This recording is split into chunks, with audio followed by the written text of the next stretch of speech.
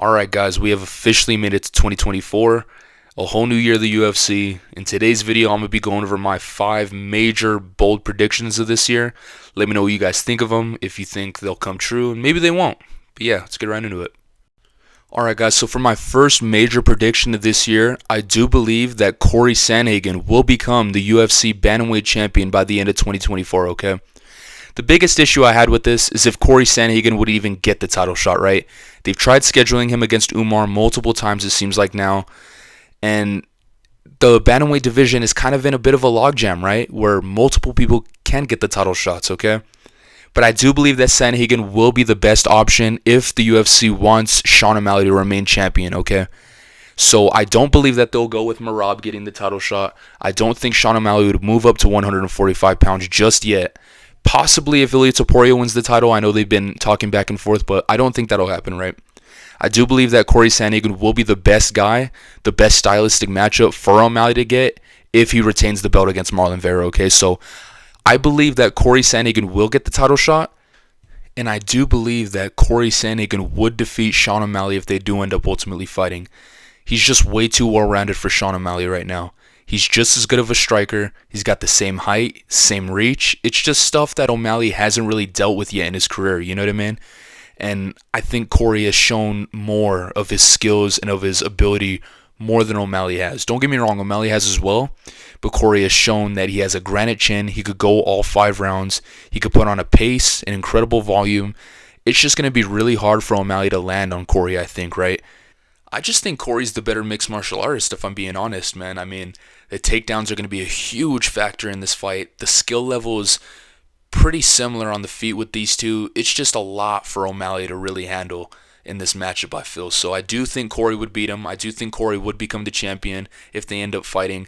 If it ends up being Marlon Vera, we've already seen that fight. Maybe Marlon's made some improvements, but Corey's just too slick, too well-rounded, too smart. He's got the ground game now as well, as we've seen him add. I just think he's a good matchup against all these guys in the bantamweight division. I think he could beat everyone, if I'm being honest. And that may be a hot take, but I don't know, man. I think Corey could beat everyone. I know he's lost to Petr Yan. I know he's lost to Aljamain Sterling, but the improvements that we've seen with this guy are phenomenal, man, especially adding new techniques, new tools into his game. It's just very impressive to see. So 100%. Corey Sandhagen ends the year as the UFC Bantamweight Champion. Next, I believe that Khamzat Chimaev will end the year going 1-1 in 2024. Rather, if that's him winning the belt and then losing it, or winning a number 1 contenders fight and then fighting for the belt and losing that. It all just depends with these guys if they're going to get the title shots next. You know, like, that's a huge thing. And what I think is going to happen with Khamzat Chimaev, here's the thing, guys. I think that Khamzat will either fight Jared Cannonier or Israel Adesanya next. If it's Israel Adesanya, he'll defeat Adesanya and then get a title shot and lose to the winner of Strickland versus Duplessis. You know, I believe that with what we've seen against Kamaru Usman with Khamzat Chimaev, he gassed out in the second round. I mean, he looked incredible in the first round. He could be the most dangerous first-round fighter of all time, right? But his cardio is not the same in the second and third rounds if you could survive the first round, right? Now, Usman was able to survive. An out-of-prime Usman on short notice was able to survive. I know Khamzat broke his hand, but the cardio has nothing to do with that, right?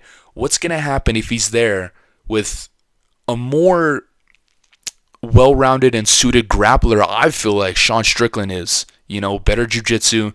He's got the takedown offense as well. We just haven't seen it that well. What happens if Strickland survives that first round with Khamzat Chimaev and then ultimately beats Khamzat over the course of the next 4 rounds? You know, I definitely see Strickland winning that fight in the later rounds. And it's even worse, I think, with Dricus, you know, because Dricus has the grappling background for sure, as we've seen. He's got the danger and the power, the awkwardness and unorthodox style that he has on the feet. I think that he'll defeat Khamzat as well. I'm sorry, man. You know, Khamzat, I could be completely wrong. He could dust these guys in the first round, definitely. But I just don't see these high-level guys really being that easy for him to take out, you know, in the first round, you know. Of course he can do it. He definitely can. But I just think the way Usman was able to survive, I think Dricus and I think Strickland would be able to do the same, right? For sure, 100%. So if he fights for the belt next, I think he will lose that one and maybe defeat a lesser skilled opponent next after that, right? But if he ends up fighting Jared Cannonier, that's a tough fight for him too, man. The power on the feet, the grappling that we have been able to see Jared Cannonier have recently, it's just hard, man. I don't know. Maybe I've jumped off the Hamzat train, but I just see him going 1-1 ultimately. Winning his number one contender fight against either Jared Cannonier. I'll lean him to beat Jared Cannonier. I'll definitely lean him to do that. Rather, if he beats Jared Cannonier or beats Adesanya, but then he will lose if he fights for a title. All right, next, I believe that Tom Aspinall will end the year as the UFC heavyweight champion of the world, and he will end up breaking the record for most title defenses in the heavyweight division and become the greatest UFC heavyweight of all time. I don't think he'll break the record this year, but 100% he'll end the year as champion, right? Who's going to beat this guy? Seriously, who is going to beat this guy? He's 260. Bradley Martin reference.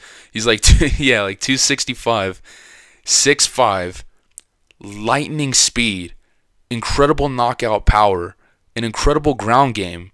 I mean, who's going to beat this dude? Seriously, man. I think he'll destroy Cyril Gane, maybe knock him out, but 100% submit him on the ground. He'll stuff the takedowns of Jailton Almeida. Maybe even he'll get some takedowns on Jailton, beat his ass on the ground, or just whoop him on the feet. Those are the biggest threats I see to Tom Aspinall right now if he doesn't fight John Jones. And if John Jones doesn't fight him, without those other two heavyweights, there really isn't anyone else. Maybe there's a Sergey rematch in the future. Maybe there's a Volkov rematch, Curtis Blades rematch. You never know, but I just don't see any of these guys really having a stylistic chance. Eventually, Tom Aspinall will become the greatest heavyweight of all time. No doubt in my mind about it. Let me know if you guys think anyone in the division could beat him. Seriously. Fourth prediction. Israel Adesanya will lose to whoever he comes back and fights next. The Sean Strickland fight is just tough for him, man, because the game plan has been officially written now. This guy has fought so many times. Everyone's been studying. Everyone's been figuring out his weaknesses. He's been having closer and closer fights, and he has now gotten completely shut out by Sean Strickland, right? I just think stylistically, with all the new middleweights coming up the ranks now, they're going to see that Sean Strickland fight and know exactly what to do against Adesanya. I don't think Adesanya is going to be mentally right whenever he comes back. I don't think he's going to be used to the time off. I just don't think he's going to be able to win a fight comfortably with his style, especially now, because he's not super well-rounded. He's kind of one-dimensional, if we're being honest. And just on the feet, he's figured out now, You negate the leg kick somehow, or even chop his legs, straight punches down the middle, and have incredible defense. That's exactly what Sean Strickland did. And I could see a lot of these new age middleweights doing the exact same thing. Now for my final prediction for 2024, I believe that Jack Della Maddalena will become the number one contender and possibly KO Ian Gary in that process. Now, the way I see the welterweight division, I see Shavkat fighting the winner of Bilal versus Leon by the end of the year 100%. I don't think he's going to fight again until he fights for the belt for sure. Which means that the contenders that we have now under that wait list of Shavkat fighting, we have Jack Della Maddalena, who's about to fight Burns. We have Ian Gary versus Jeff Neal on his way up. I don't really see anyone else for the belt next after Shavkat besides those two, Assuming that Ian Gary hopefully gets past Jeff Neal and fights JDM, I don't think it's a good style matchup for Ian Gary, right? I know he's got the slickness on the feet, he's got the kicks or whatever, but JDM is just so good, and I definitely believe in this guy. I think if they do fight, JDM will KO Ian Gary. He's been dropped before. He's just too slick, too good on the feet. He'll find the mistakes in the boxing, and he's got that knockout power, man, to where if Ian Gary goes for a bad body shot like it did against that one dude, he's going to sleep for sure. So I could definitely see Jack Della Maddalena KOing him. Or even if he doesn't fight JDM, even if JDM doesn't fight Ian Gary, he'll fight Burns.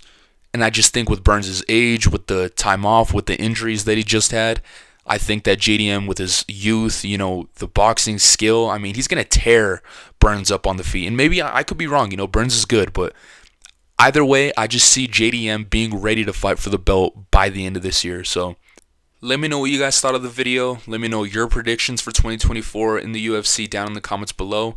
Thank you guys so much for watching. God bless you guys. Subscribe, like. Hope you guys have a great night. Yeah. Peace.